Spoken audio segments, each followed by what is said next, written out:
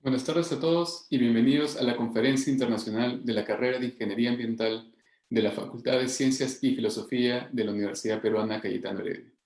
El formato del evento de hoy será similar al de los eventos anteriores. Habrá una presentación de aproximadamente 40-45 minutos y estará seguida por unos 15 minutos de preguntas. Las preguntas las pueden hacer a través del chat en Zoom o en los comentarios en Facebook Live. Luego yo iré recolectando las preguntas y se las comunicaré al ponente al término de su presentación. También, por favor, les pedimos que mantengan sus micrófonos apagados durante el evento. El tema general del día de hoy es la prevención de la deforestación. Como sabrán, la deforestación, es decir, la disminución en la superficie cubierta de bosque, es un tema muy alarmante a nivel nacional y a nivel mundial. Según imágenes satelitales, el Perú fue el cuarto país a nivel mundial que más área deforestó en el 2019. Otros países amazónicos vecinos, como Brasil, Bolivia y Colombia, estuvieron también entre los 10 primeros puestos a nivel mundial en cuanto a deforestación en el 2019, lo que destaca la preocupante situación que se vive en la región. Es importante también destacar que la deforestación tiene un impacto no solamente en el país donde se produce esta deforestación, sino que también va más allá de las fronteras. Por ello, también es importante que entre países nos apoyemos y aprendamos de nuestras experiencias. Y justamente con ese objetivo en mente, es que nos alegra mucho contar hoy con la participación del doctor Carlos Ramírez. El doctor Ramírez es biólogo experto en ecología del paisaje aplicada al manejo de ecosistemas. Él se dedica a trabajar de manera interdisciplinaria para cuantificar y explicar las causas de deforestación en ecosistemas templados y tropicales. Además, colabora con la conservación de especies amenazadas mediante la creación de mapas que optimicen la protección de flora y fauna. Actualmente se desempeña como investigador en la Universidad Estatal de Mississippi en Estados Unidos.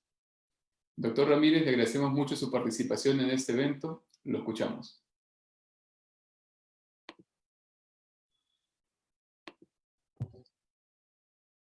Muchas gracias, Alberto. Espero que me escuchen bien. Sí, te escuchamos. Perfecto. Gracias por la introducción. En general, ya dice una muy buena perspectiva de lo que vamos a trabajar hoy el día. Entonces, eso me va a facilitar el tema de hoy. Muchas gracias por esa introducción. Y gracias por la invitación. Efectivamente, hoy les voy a platicar del trabajo que he hecho para monitorear deforestación y les voy a platicar un poquito de los proyectos que he hecho en México, otros proyectos que he hecho en Europa y en Asia generalmente es donde trabajo, pero hoy me voy a enfocar a México porque hay muchas similitudes con lo que está pasando también en el Perú.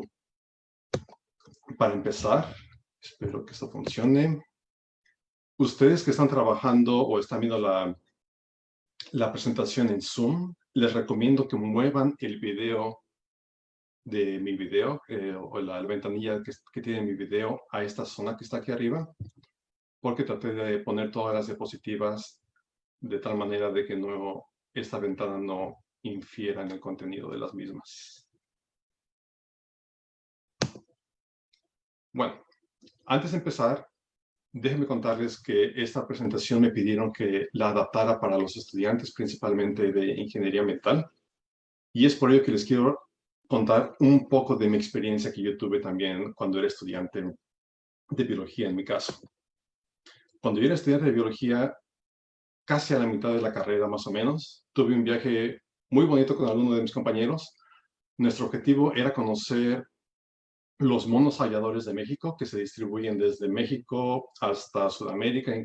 Ustedes también tienen poblaciones, Colombia, el Ecuador también tienen poblaciones de diferentes especies de monos aulladores, y nosotros estábamos muy entusiasmados de ir. Entonces los estuvimos buscando por horas, por días, y desafortunadamente no los pudimos ver a simple vista, por lo que tuvimos que improvisar. Digamos que encontramos ahí unas similitudes entre estos dos individuos. Pero lo mejor de este viaje fue todo lo que vimos alrededor. Nos internamos en la selva de México, en la selva del sureste, y si se fijan en esta foto, tuve que utilizar el flash para que pudiéramos ver lo que había debajo del dosel de los bosques. Era tanta la densidad vegetal que muy poca luz penetraba al interior. Entonces, en algún momento nos sentimos muy entusiasmados, no solamente porque éramos biólogos, sino porque estábamos viendo muchas plantas y animales que nosotros no teníamos exposición, siendo que la mayoría de nosotros éramos de la Ciudad de México.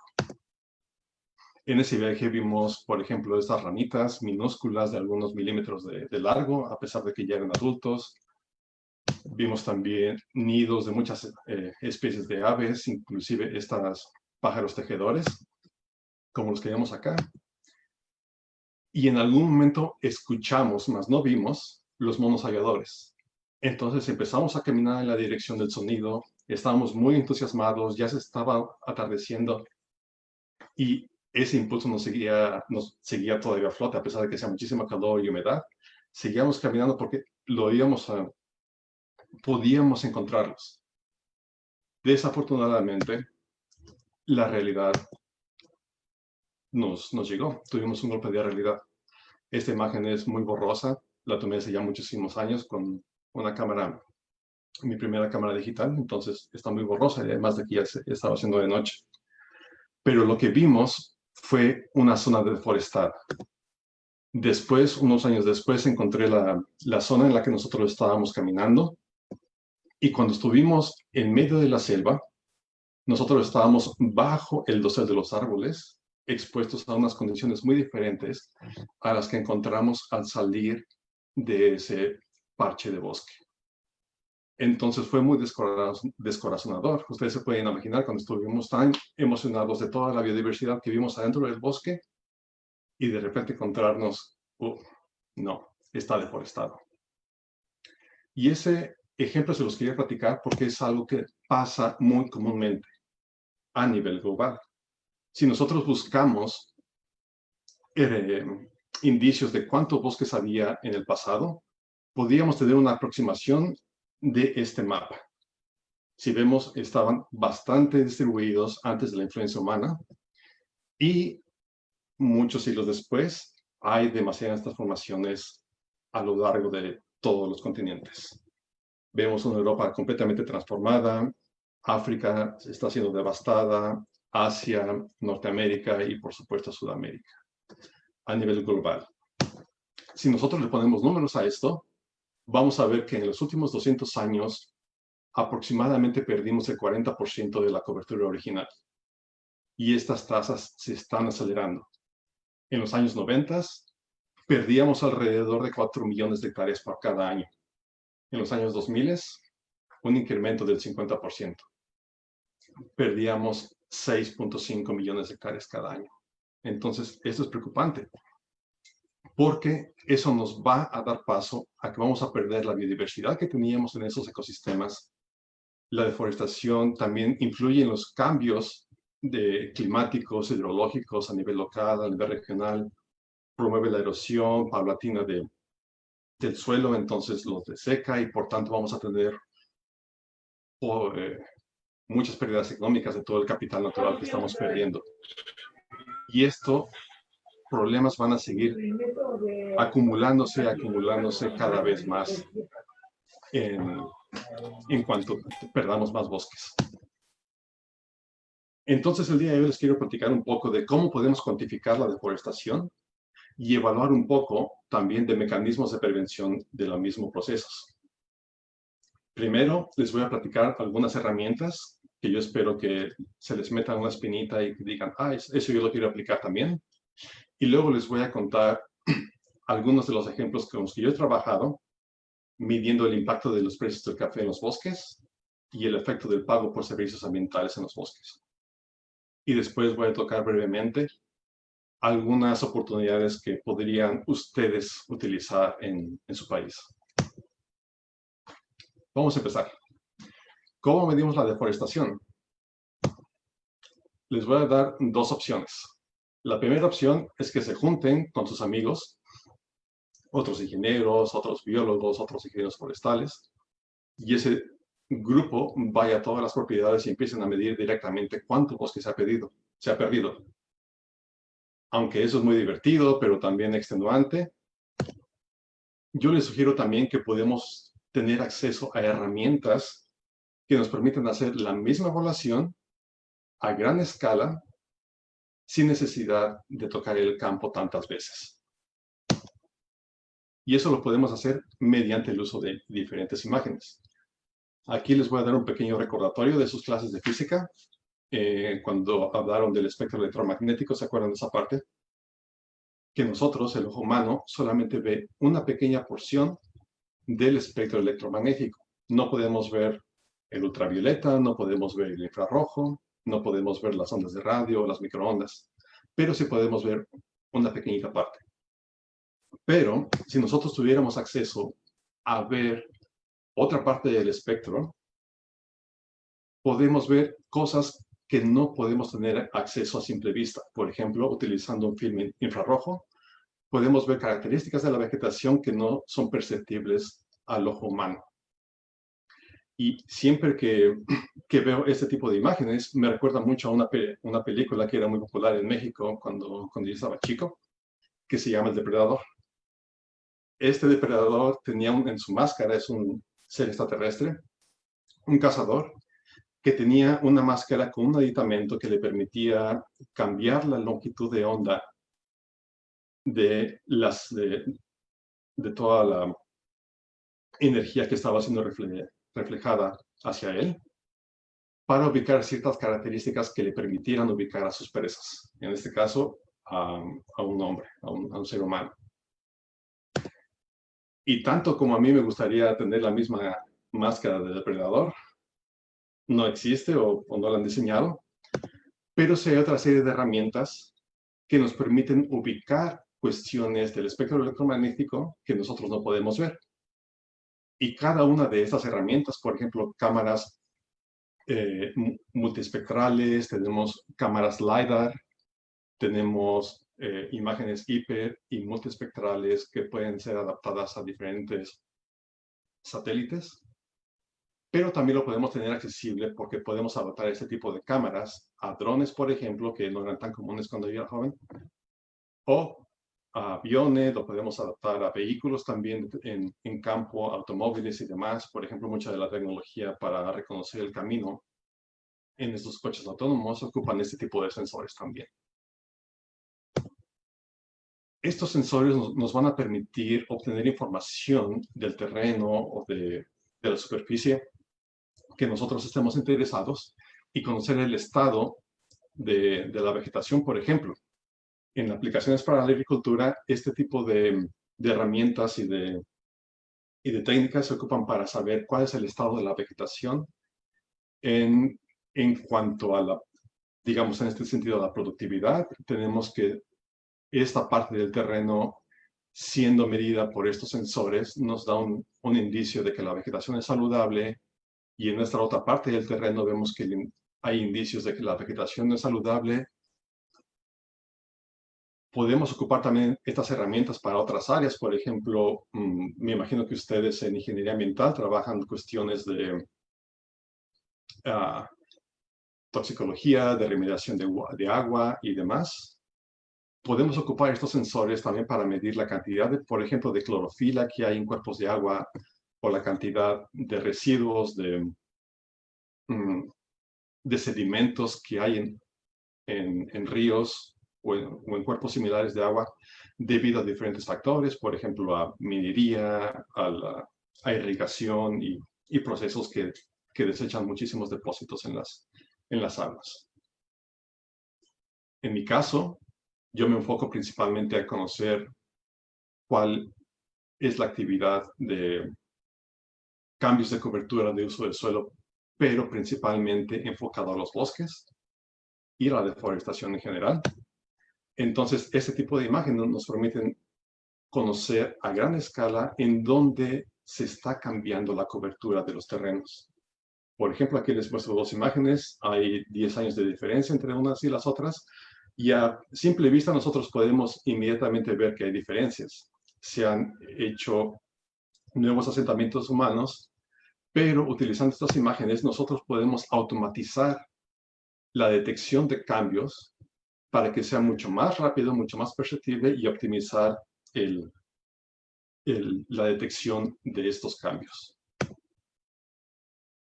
Yo trabajo muchísimo con imágenes de satélite, y de imágenes de satélite hay varios tipos. Aquí les voy a hablar de unas muy bonitas, como las que ocupan ustedes para ver direcciones o cuestiones así en Google Maps, que son de alta definición. Generalmente son hasta de 20 centímetros o de 1 metro. Sin embargo, estas son muy costosas y únicamente son disponibles bajo pedido. No son colectadas, sino únicamente para las personas que pagan para que esa imagen sea volada con un avión o con un satélite y adquiere estas imágenes a alta resolución. Pero eso es carísimo.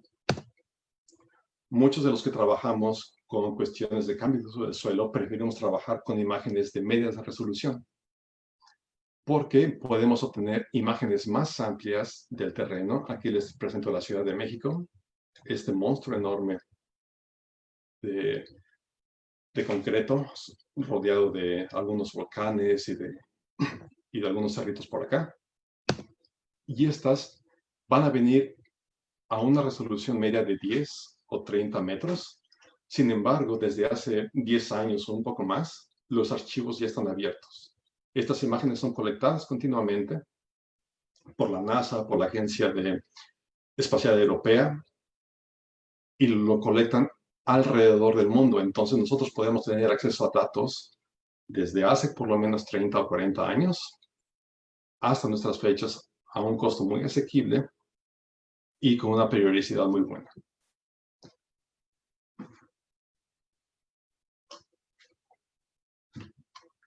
Entonces, ahora les voy a platicar cómo es que yo ocupo este tipo de imágenes para medir la deforestación. Voy a intentar darles algunas causas, las consecuencias que tienen y las oportunidades. Y lo voy a hacer en México, porque al igual que Perú, nosotros tenemos muchísima biodiversidad y si no tratamos de revertir patrones de deforestación que nosotros tenemos en el país, nos va a ir mal también a nosotros como a toda la gran cantidad de flora y fauna que tenemos en el país. Les dije que les voy a platicar de 2 ejemplos. Este es el primero, en el que analizamos el efecto que tienen las fluctuaciones de los precios del café en los bosques. El café es uno de los principales cultivos en México. Somos el 6º productor a nivel mundial y somos el 2º hasta el momento en producción de café orgánico. La mayoría de este café orgánico va a ser producido bajo sombra. Y déjenme mostrarles un poco para ustedes que no conozcan los cultivos de café. Si son como yo, que vivimos en las ciudades, pocas veces tenemos acceso a saber cómo se produce el café. Estos son diferentes tipos de cultivo. Algunos crecen de manera rústica bajo el dosel de diferentes tipos de árboles. Y hay otros procesos de cultivo del café que son de monocultivo, expuestos al sol. Y esto no es tan conveniente porque, como lo vemos aquí en esta gráfica, cuanto menos vegetación tengamos, vamos a requerir el uso de agroquímicos, pesticidas o herbicidas, en este caso, para poder mantener un monocultivo tradicional. Vamos a tener que ir varias veces a aplicarlo, vamos a tener una menor estructura de los bosques y vamos a tener, por supuesto, una menor biodiversidad que si tenemos acceso a los árboles. Y aquí voy a poner otra vez a mi amigo el mono aviador que les platicé hace rato, porque justamente en este tipo de ecosistemas es donde él sobrevive. Entonces, si nosotros tratamos de proteger el hábitat de esta especie, también vamos a tratar vamos a tener un mayor rendimiento de café orgánico bajo sombra. Desafortunadamente en México y en general a nivel mundial, en el año del 2001 hubo una crisis en los precios del café, en el que los precios se desplomaron hasta menos de $2 por kilogramo. Menos de $2 por kilogramo, eso fue a nivel de mercado, a nivel de comercialización internacional, pero los que se vieron más afectados fueron los productores, quienes únicamente recibían en México alrededor de $0.5 por todo un saco de café.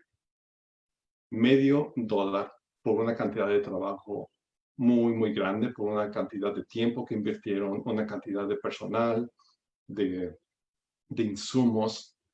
y fue devastador para ellos. Entonces, esta situación, a pesar de que mejoró en unos años recientes, digamos en 2010, estuvo otra vez los precios del café de una manera estables, ahora estamos teniendo una situación muy similar a la que vivimos hace 20 años. Entonces, el estudio de lo que pasó anteriormente puede darnos un indicio de lo que está pasando actual o de lo que podría pasar una vez que los precios sigan bajando a los niveles que teníamos durante la crisis del 2001. Nuestra pregunta para este estudio fue, ¿cuál es el cambio de uso del suelo asociado con la caída de precios? Y utilizamos imágenes de satélite, un satélite que se llama SPOT, que es de la Unión Europea, y analizamos imágenes de dos periodos diferentes. En el 99, antes de la crisis, y el 2005, después de la crisis, dando un periodo de adaptación para ver cómo habían reaccionado los productores de café. Este análisis lo hicimos en el estado de Chiapas, en México. A lo mejor les suena a ustedes. El estado de Chiapas es frontera con Guatemala y es un estado muy diverso.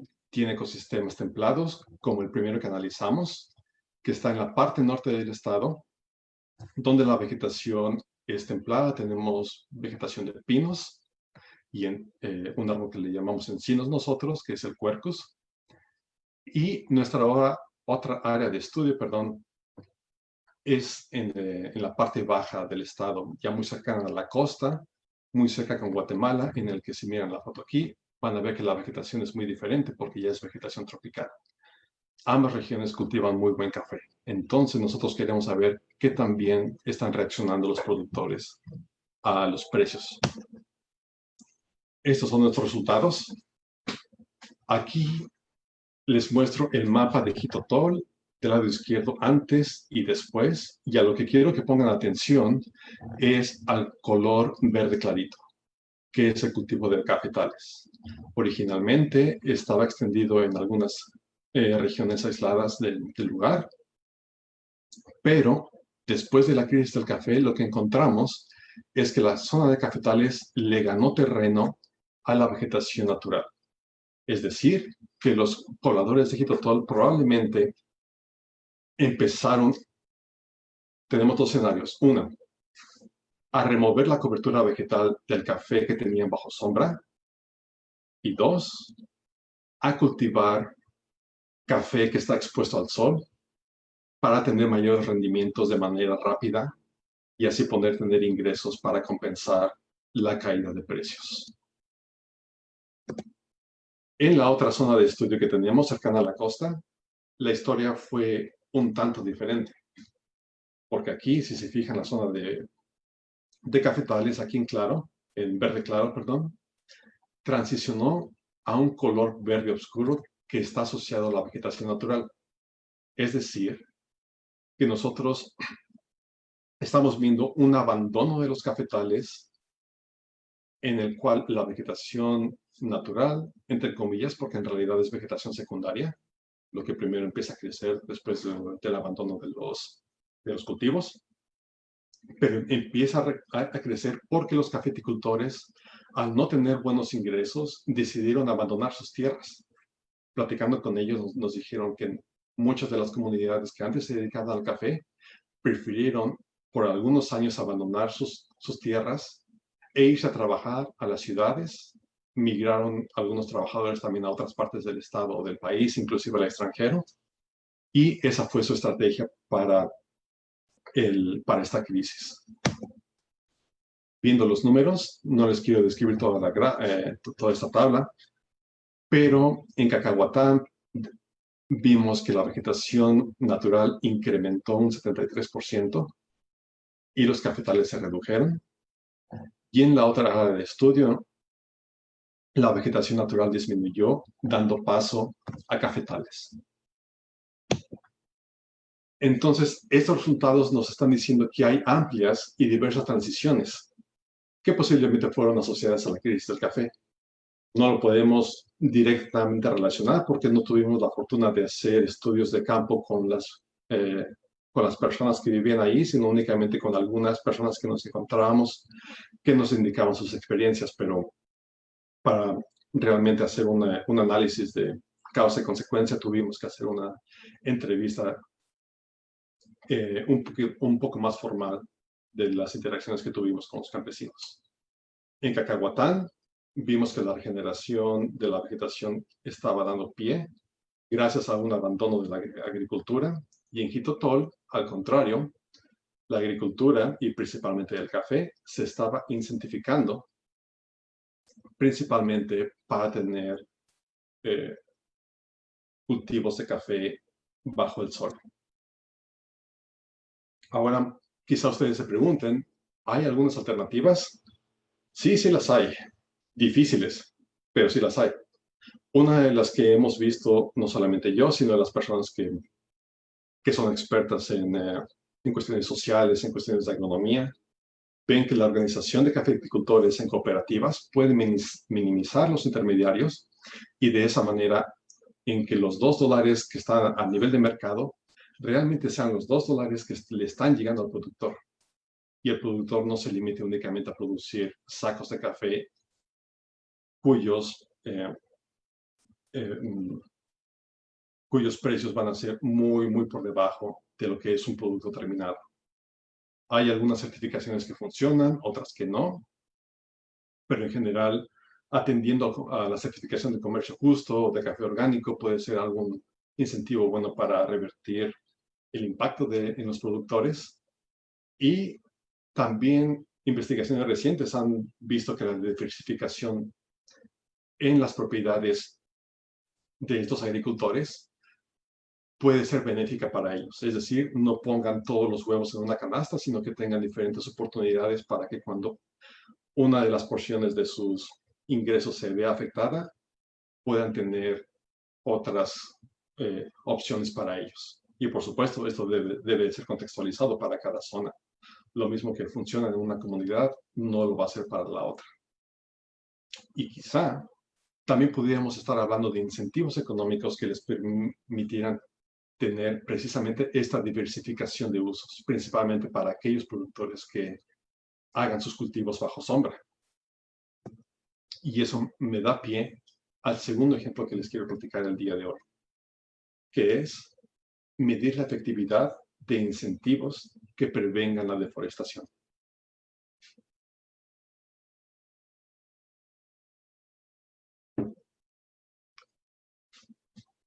Estos mecanismos de protección pueden ser muy distintos.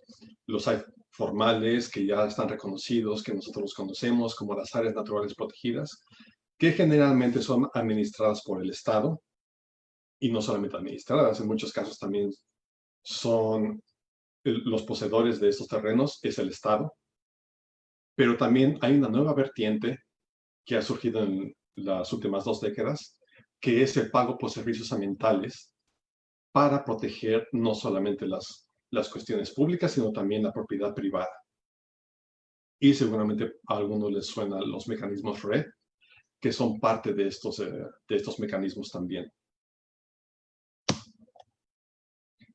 En México tenemos, como lo vimos, problemas de agricultura y pastoreo. La mayoría de las transformaciones del suelo de deforestación se dan para dar paso a estos 2 usos. Y por ello, el gobierno de México implementó este programa para darle alrededor de $31 por hectárea a los poseedores de terrenos privados y también comunales en muchos casos, con el objetivo de prevenir la deforestación. Y también con la condición de que las comunidades, de que los usuarios privados puedan tener elementos para mejorar sus bosques e incrementar su capital natural.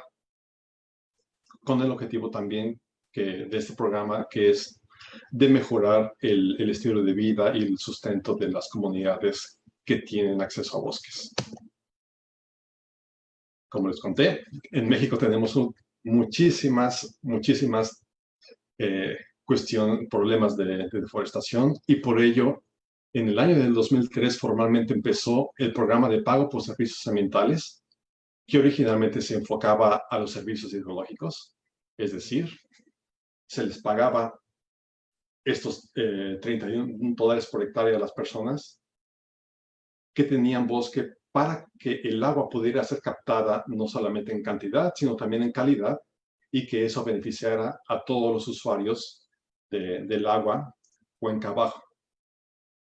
Este programa es enorme.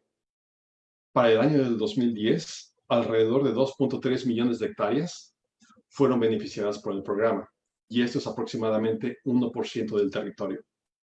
Y por lo mismo de que este programa era tan grande, sigue siendo grande, el gobierno tenía, el ministro de Bosques de México tenía problemas de monitoreo, porque no podía ir a todas las comunidades al mismo tiempo para ver el impacto real que tenían este programa. Solamente tenía acceso a algunos estudios de caso en el que había reportes positivos. Sí, el programa está funcionando, la vegetación forestal se mantiene, los pobladores están haciendo cuestiones de mantenimiento de sus bosques, perfecto, pero también estaban los estudios de caso que decían lo contrario. No, no funciona. Estas comunidades reciben los pagos, pero en realidad siguen acelerando la deforestación que tenían antes del programa. Y casos variados, entre que si funcionaba o no funcionaba.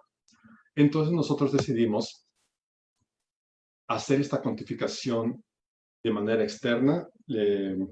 Trabajamos con la Comisión Nacional de Forestal de México para hacer este diagrama de los patrones de deforestación y de fragmentación de los bosques en el país. Y también ver un análisis de si realmente estos pagos están limitando la fragmentación de los bosques. En este caso, no solamente me enfoqué en el estado de Chiapas, sino que me enfoqué en toda la zona que tenía bosques en el país, que en esta imagen se concentra en la parte superior, toda esta zona roja, que es donde generalmente están los bosques, la zona de montaña, aquí tenemos otro circuito montañoso y otro circuito montañoso acá, que es generalmente donde se encuentran los bosques del país, y en el eje neovolcánico transversal del país. Para ello, utilizamos no imágenes satelitales, porque es una extensión muy grande, y lo digo no, porque justo cuando estábamos trabajando en analizar estas imágenes de satélite, encontramos que Hansen, un investigador de la Universidad de Maryland, produjo un análisis global de deforestación. Y es un trabajo enorme, miles y miles de imágenes juntas, compiladas, analizadas. Entonces dijimos, no tenemos que reinventar la rueda, vamos a utilizar este producto para ver cambios en la cobertura forestal del país. Nosotros transformamos el producto de Hansen en índices espaciales del bosque, es decir, índices de composición. Si se fijan en la imagen superior, tenemos una imagen satelital y aquí una imagen de la estimación de cobertura forestal de Hansen, y nosotros hicimos un análisis de cómo está configurado el paisaje. Nosotros vemos que esta zona está forestada, es una zona núcleo, que nosotros le llamamos, que está protegida, tiene una buena densidad y está aislada. Hay otras zonas, sin embargo, que también están forestadas, pero están aisladas de todo lo demás del bosque. A eso le llamamos islas. Hay zonas que están perforadas dentro del macizo central del núcleo del bosque, y hay otras zonas que están conectadas, les llamamos borde. Entonces nosotros queríamos saber cómo habían cambiado esta configuración en el tiempo. Y también queríamos ver cómo cambiaba el número de parches. Un parche es un conglomerado de bosque, y si tenemos un parche en un año y 2 parches al siguiente año, es decir, que hubo un proceso de fragmentación, de deforestación, y eso no es benéfico. Entonces queríamos ver cómo cambiaba el número de parches de un año al otro para ver si funciona el programa o no. Y también ver si los parches son grandes o son pequeños. Entonces ahí medimos varias cosas interesantes para hacer un diagnóstico de estos patrones de cambio del bosque. Como lo hicimos a nivel global, y para hacer una comparación entre un año y otro, dividimos al país en diferentes zonas de estudio, que les llamamos micropaisajes, Y aquí les voy a hacer un zoom a la zona del sureste. Esta es una isla. La isla se llama Cozumel. A lo mejor ustedes no han escuchado hablar de ella, pero seguramente sí de Cancún, que es la parte del continente muy cercano a Cozumel y Playa del Carmen. Esta región del país es una de las que tienen mayores transformaciones, entonces va a ser muy útil para que ustedes vean los patrones que les voy a mostrar. Recuerden, es una isla. Tenemos aquí la transformación del 2000 al 2012 y pongan atención a esta zona. Esta zona ha sido fragmentada, se han trazado ahí caminos, se trazó una marina y un desarrollo turístico, por lo cual perdimos nuestras zonas núcleos de los bosques y dimos paso a cuestiones de borde. En esta otra zona, completamente desapareció la zona boscosa y solamente tenemos acceso a algunos parches ahí aislados de bosque, pero en realidad la gran mayoría fue removida. Y gracias a los nuevos desarrollos tenemos acceso, o no tenemos acceso, pero debemos de tener acceso a carreteras que van a ir poco a poco también fragmentando nuestros bosques, como lo podemos ver aquí, todas estas perforaciones que detectamos. Déjenme decir los resultados. A nivel del país, vimos que del año 2000 al 2012, perdimos alrededor del 3.4% de nuestra cubierta vegetal, perdón, de cubierta de bosque. Vamos a ver unos mapas. Aquí en este mapa vemos los cambios en la zona núcleo de los bosques, es decir, ese bosque bonito, ese bosque macizo que tiene un potencial para dar muchísimos servicios. Aquí en azul son las zonas que más han cambiado y vemos que esta zona que está justamente en el Golfo de México, en el sureste, por la zona de Cancún, en la zona de Chiapas, es la que ha visto mayores transformaciones y reducciones en esta zona núcleo. Una correspondencia con la creación, se han creado más porcentaje de parches aislados de vegetación. En lugar de tener un solo parche de bosque, ahora tenemos muchos pequeñitos, y es aquí en donde se han creado. De una manera muy similar los lugares que han sido perforados y la creación de bordes que están expuestos a climas y ambientes diferentes que no los hay en las zonas núcleo.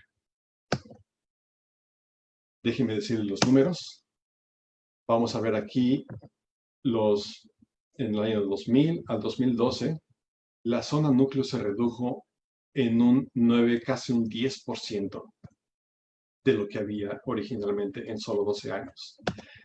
Y la mayoría de estos cambios transicionaron de esta zona núcleo, se perdieron completamente a la categoría que es no bosque, todo completamente deforestado.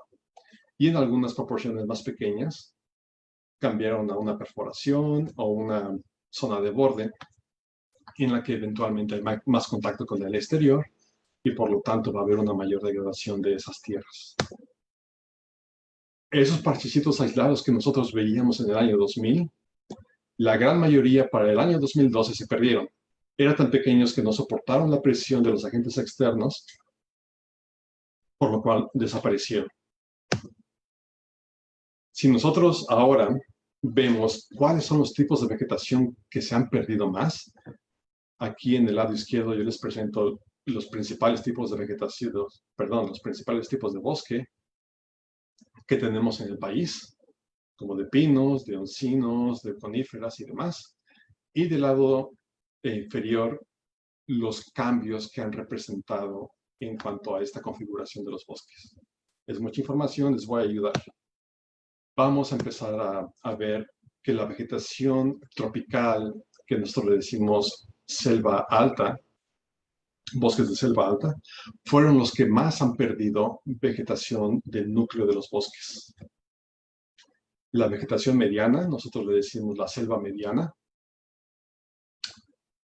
fueron los que han creado más islas. Estos se han fragmentado más, han creado más pequeños porciones de bosque en lugar de un conglomerado grande. Y también los que se han perforado más han sido la vegetación de bosque mesófilo de montaña, que es muy preciada en el país. Y les quiero enseñar que justo en esta vegetación de selva alta y de selva mediana es justamente donde viven nuestra amiguita que nosotros ya conocemos, este mono aullador. Entonces, lo que yo vi años anteriores en el campo es un reflejo de lo que nosotros estamos viendo ahora con los números. Ahora, lo interesante de esto es saber cómo están funcionando los pagos por servicios ambientales. ¿Funcionan o no? Y para ello hice un análisis de 4 diferentes zonas del país, la parte norte, central, suroeste y sureste del país. Aquí en rojo están las propiedades que han recibido los apoyos de este pago por servicios ambientales en el país. Y vamos a ver los resultados. Aquí en azul les muestro las zonas que no tienen pagos, en verde las zonas que sí tienen pagos, y aquí cómo ha ido cambiando el número de parches del bosque. Es decir, lo primero que quiero que vean es que hay un gradiente que va del norte al sur. Hay mucho menos cambios, se han producido menos parches aislados de vegetación en el norte, pero se han producido más hacia la parte sur. Si comparamos uno con otro, las zonas que no tienen pagos y las que sí tienen pagos, vemos que los cambios son muy, muy diferentes, casi del doble.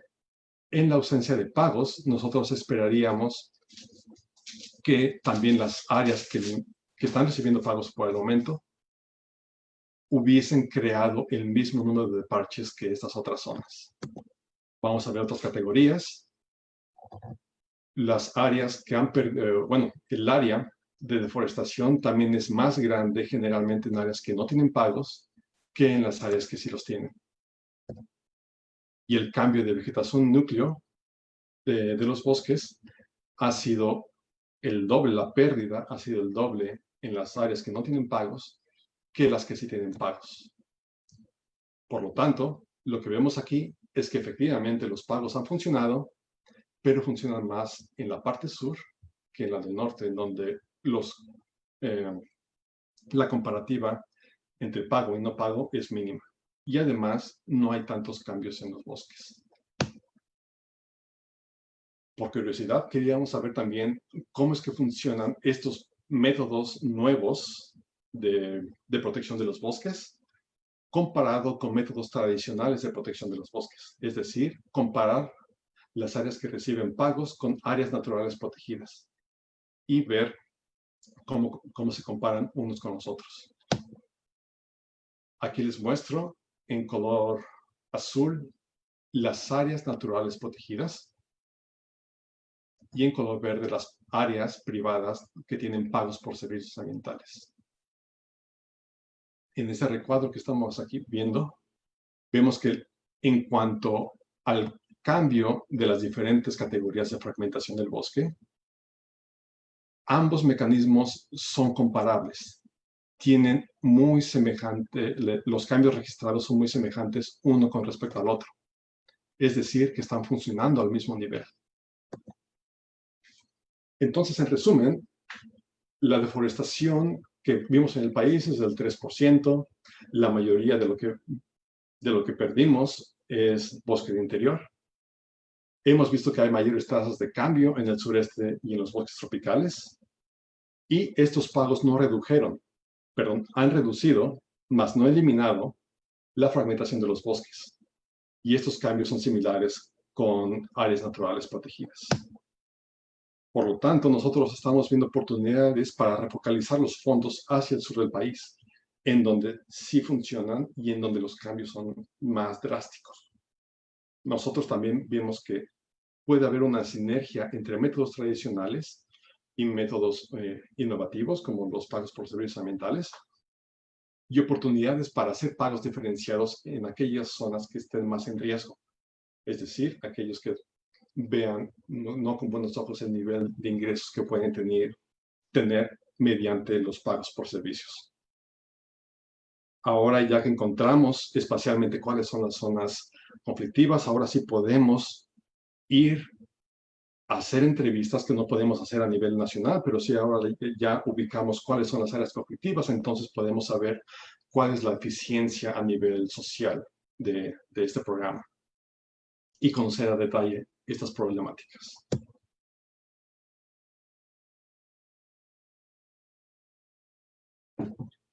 Ahora, para finalizar, les voy a comentar algunas oportunidades que yo veo para que ustedes puedan aplicar este tipo de técnicas en su país. Vimos que Perú también es un país megadiverso, es el cuarto país con bosques tropicales, tiene una extensión inmensa de ellos, en los cuales ustedes también pudiesen empezar a ver cómo podemos planear un mejor manejo de los bosques, cómo los podemos monitorear y medir la efectividad no solamente de áreas naturales y programas RED, como les mostré el día de hoy, sino también ver cuáles actividades económicas funcionan mejor. Por ejemplo, no todo solamente se debe de enfocar en conservar, hacer áreas de protección aquí y acá, porque la gente requiere tener ingresos. Entonces debemos de buscar alternativas para poder medir diferentes cuestiones de manejo de los bosques para que sea un aprovechamiento forestal sustentable, por ejemplo, o utilizar materiales que tampoco tengan tanta repercusión en nuestros bosques. Ustedes pueden ver también el uso de estas técnicas para evaluar la restauración o la planeación de los ecosistemas. Muchas de estas técnicas también se pueden aplicar para cuestiones de ecotoxicología, que son, digamos, comunes en ingeniería ambiental, o también ver cuáles son las repercusiones o planeaciones para cuestiones mineras, ver vegetación o de sustancias ilícitas, o medir cómo se está expandiendo las zonas agrícolas y ver si lo podemos hacer de una manera más regular. Aquí, como lo dijo Alberto hace rato, nos menciona que Perú es un país que sí tiene mucha extensión de bosques, pero también tiene muchos problemas de deforestación, que yo no estaba tan al tanto. Esto lo acabo de sacar apenas. Aquí este es un mapa del Perú. En la parte amazónica es donde se encuentran, por supuesto, la mayor cantidad de bosques, pero viendo cuánta deforestación se ha detectado en el Global Forest Change, vemos que toda esta zona del país tiene muchísimos cambios y son recientes, no son tan antiguos. Si hacemos un zoom, vemos aquí que la mayoría de los cambios aquí en azul, rojo, naranja y demás son un tanto recientes. Y uno de los focos rojos están pasando en Pucallpa, espero que lo pronuncie bien. En esta región de Pucallpa y hacia la parte sur hay una transformación muy grande, y tengo entendido que ustedes tienen algunos problemas también en la cuestión de minería ilícita, en cuestiones de oro y demás. Entonces los invito a, no todos ustedes van a estar interesados, pero los que sí, a ponerse la máscara, a buscar todas estas herramientas que les pueden ayudar a hacer los estudios que les permitan entender un poco mejor cómo pueden manejar sus recursos naturales. Y esto lo pueden adaptar. Yo les dije que yo me enfoco en bosques, pero también hay oportunidades para hacerlo en agricultura, recursos hídricos, evaluaciones de impacto ambiental, en océanos, y es muy diverso las aplicaciones. Entonces, con eso les quiero dejar claro que hoy vimos un poco de herramientas para conocer nuestro terreno, nuestras aguas. Les hablé un poquito de aplicaciones para entender cómo funcionaban estas herramientas aplicadas para el monitoreo de deforestación. Y toqué un poquito de las oportunidades de ustedes como estudiantes de la carrera de Ingeniería Ambiental pudiesen tener para empezar a explorar. Yo creo que es en sus ciclos 7 u 8 por ahí alrededor. Seguramente van a tener algún recordatorio de esto cuando vean sistemas de información geográfica, percepción remota o modelamiento ecológico. Ahí van a tener un recordatorio y oportunidades de desarrollar productos como los que les mostré hoy. Y de nuevo cuenta, los invito a salir explorar, y ustedes que busquen su propia motivación de su trabajo. Seguramente no va a ser un hallador, pero salgan, exploren, seguramente van a encontrar algo de lo que se puedan enganchar y seguir en la ruta que los va a llevar a hacer grandes trabajos a todos ustedes. Ese trabajo, por supuesto, no lo hice yo solo, me apoyé de mis colegas y de las instituciones que me ayudaron, las universidades de la UNAM en México, la Universidad de Wisconsin, la estatal donde yo trabajo ahora en Mississippi, instituciones de México, ONGs. Por supuesto, tuve que tener financiamiento, muchas gracias a los que me apoyaron. Y con eso termino hoy. Pueden contactarme en caso de que tengan dudas. Aquí está mi correo electrónico y estoy dispuesto a recibir sus propuestas para ver si podemos llegar a alguna colaboración, si algo de lo que les presenté hoy les resuena por ahí, quieren hacer algo en conjunto. Entonces, Alberto, yo creo que te voy a pasar a ti el micrófono. Sí, muchas gracias, doctor Ramírez. Ha estado muy interesante, muy didáctico también, y también muchas gracias por compartir sus experiencias como estudiante, ¿no? También es muy importante ese proceso de formación, cómo uno va encontrando sus intereses y todas las aplicaciones que esto puede tener, ¿no? Sobre todo este tema que nos afecta a todos, ¿no? Que es independiente de cualquier frontera, y como países hermanos entre Perú y México, y en verdad en toda la región, también tenemos que aprender de nuestras experiencias y así seguir creciendo. Le agradecemos mucho por la presentación. Y ahora vamos a pasar a la parte de preguntas. Si hay alguna consulta, tenemos unos 10 minutos disponibles para hacer preguntas. Las pueden hacer a través del chat en Zoom, o si están en Facebook Live, también pueden ponerlo en los comentarios. Y yo se las comunicaré al ponente. Ya tenemos una pregunta de Pablo Moreno, y él pregunta, ¿cómo calcular el esfuerzo que hay que dedicar para responder a los retos de la sociedad, que generalmente están alejadas a la tecnología, a la ciencia dura y pura, detrás de la biología, matemática, química, física, para atender estos problemas de la sociedad?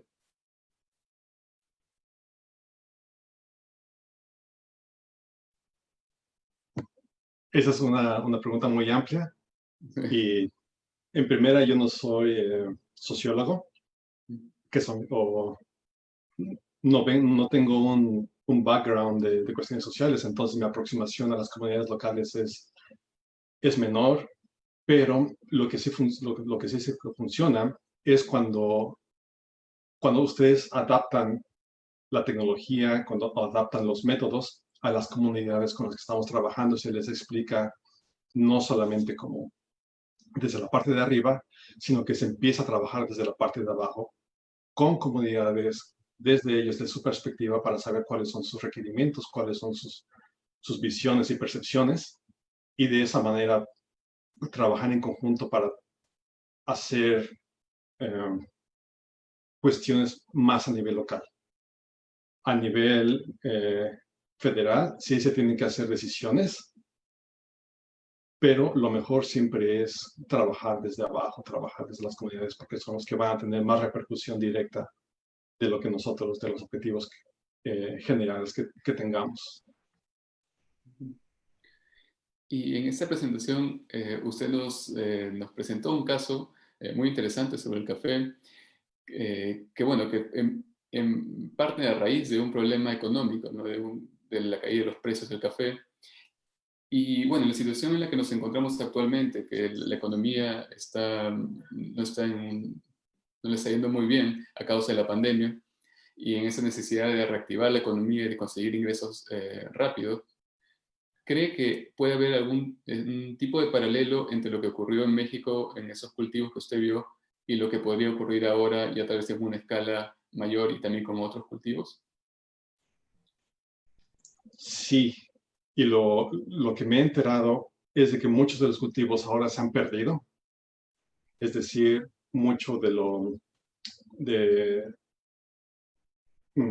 de la cadena de transporte, la cadena de producción de muchísimos cultivos no está funcionando de una manera óptima. y por tanto muchos de los cultivos se han perdido, ya sea o en el transporte o se han perdido en la planta, y esos son pérdidas directamente a los productores. Entonces, estaría muy interesante de ver de qué manera ha repercutido este desastre en el que estamos pasando actualmente. Sí, es bastante incertidumbre en la situación actual. Otra consulta también.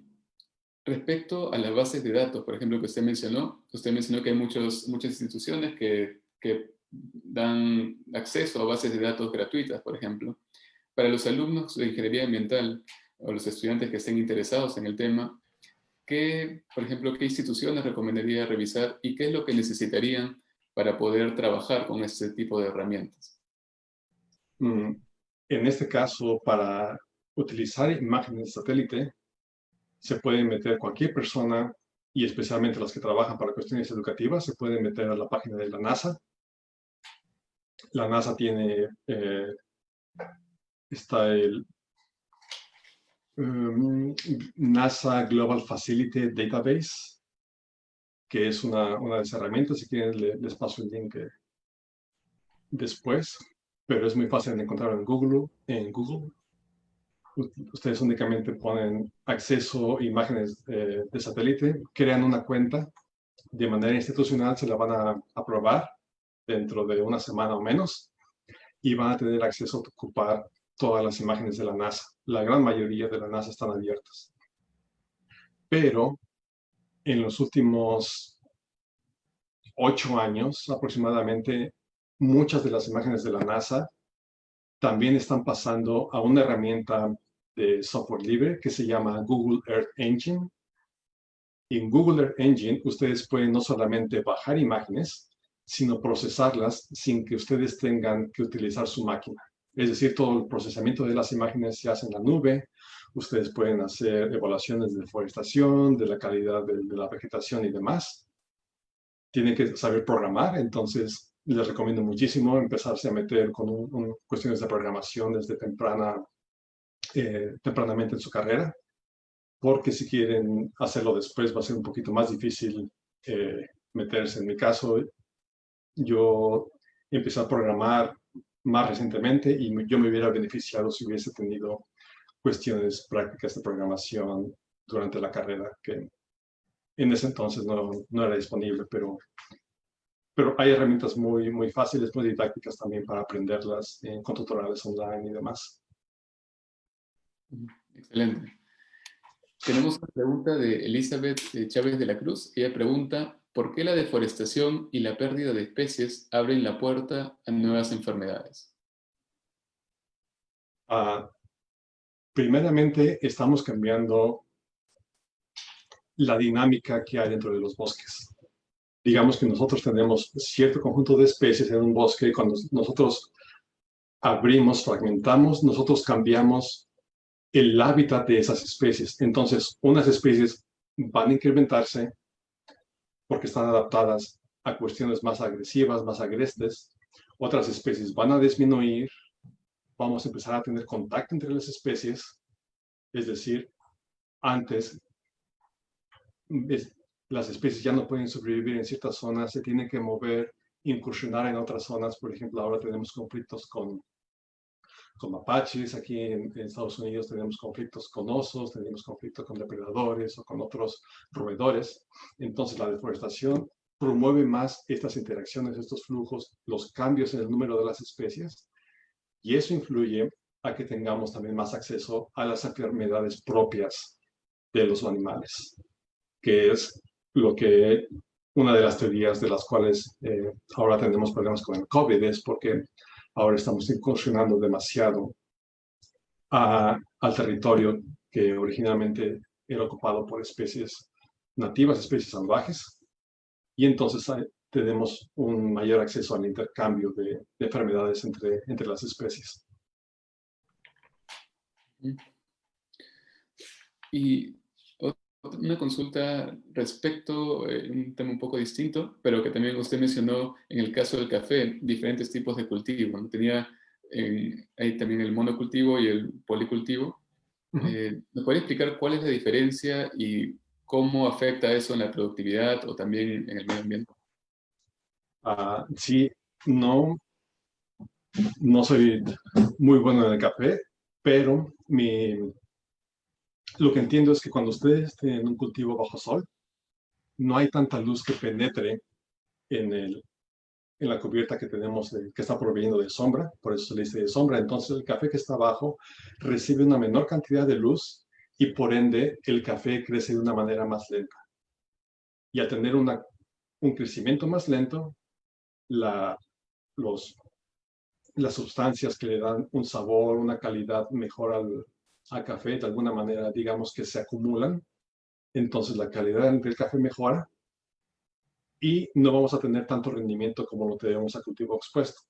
Cuando está expuesto, tenemos muchísima radiación solar, la planta se siente bien porque tiene acceso a muchísimos nutrientes, tiene acceso al sol y demás, entonces desarrolla muchísimos frutos de una manera más rápida, pero la calidad disminuye. Entonces ahí ese es el distintivo principal entre los dos tipos de cultivo. Y por supuesto, cuando tengamos la sombra, vamos a tener acceso a una biodiversidad mucho más grande que cuando no la tenemos. Claro. Tenemos acá una consulta también de Patrick Romaní. Dice, pregunta, ¿en qué área sería más exitosa aplicar mecanismos de retribución por servicios ecosistémicos? ¿Una área natural protegida por el Estado o una área privada? En un área privada. En general, nosotros partimos del supuesto de que un área protegida por el Estado, hay diferentes tipos de modalidades, por supuesto, hay algunas que son más estrictos, otras propiedades, áreas naturales protegidas son más relajadas, con usos múltiples, pero a nivel privado, por lo menos en el país, vimos que veíamos más efectos de estos cultivos, de estos pagos por los servicios ambientales.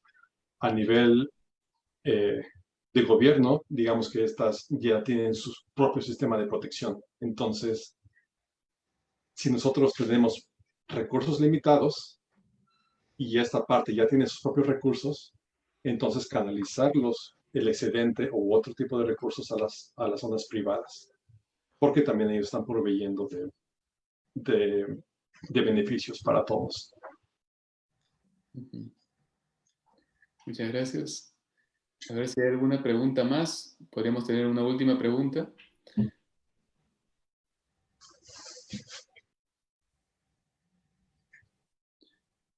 Si no, yo tengo una última pregunta también. Bien. A ver, bueno. Sobre el precio que le pusieron por hectárea, ¿no? Los $31 por hectárea. ¿Cómo fue que se determinó ese precio? Y también, ¿ese precio pudo haber tenido algún impacto en la efectividad del programa? Tal vez si hubiera sido mayor, ¿hubiera habido otro impacto? ¿O qué piensa usted? Sí, claro. Por supuesto, si nosotros les pagamos $200, perfecto, ya no tenemos que hacer otras cuestiones. Ujú. Pero este precio se definió a manera federal, fue la Comisión Nacional Forestal la que lo dictaminó. Y tengo entendido que fue, por un lado, maximizar la cantidad de recursos para que puedan distribuirse en la mayor área posible, pero también una compensación, digamos,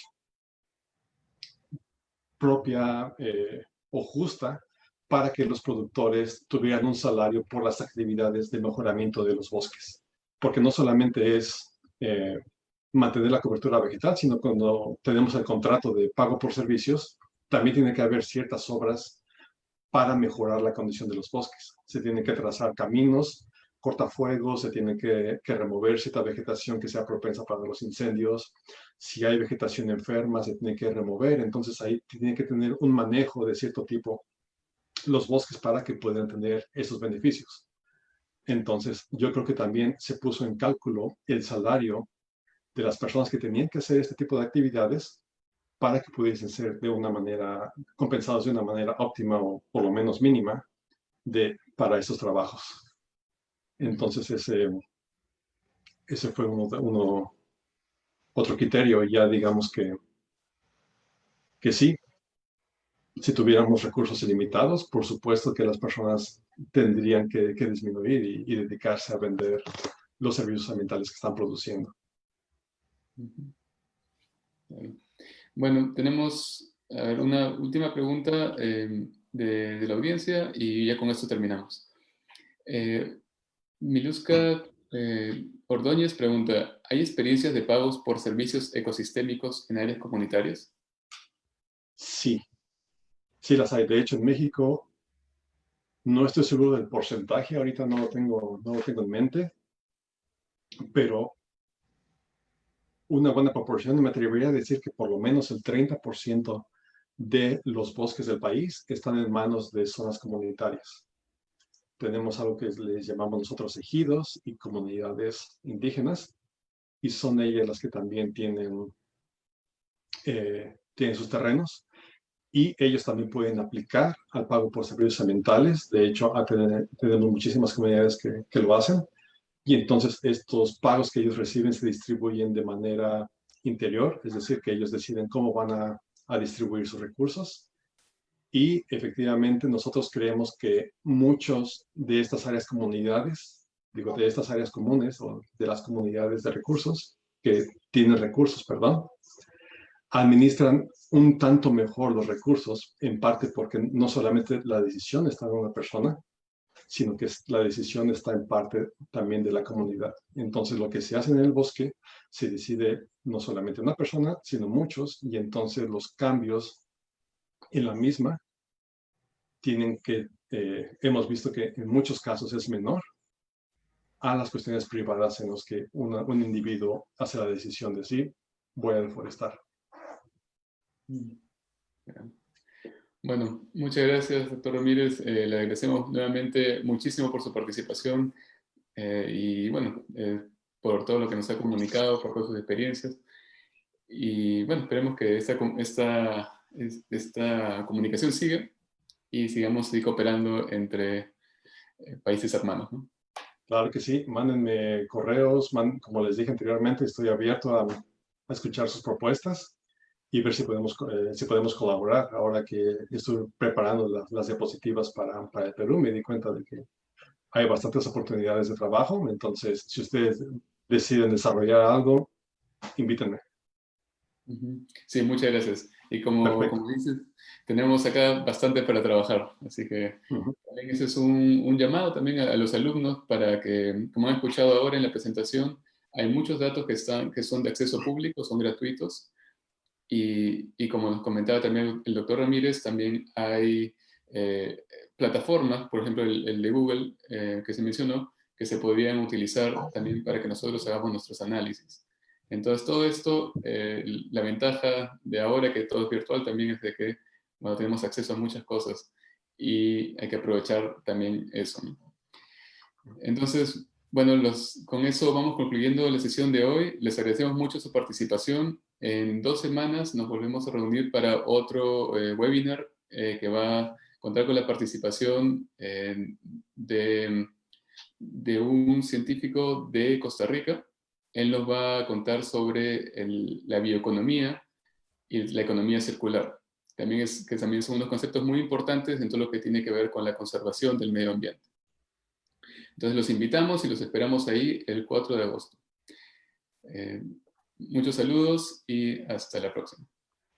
Gracias. Saludos a todos.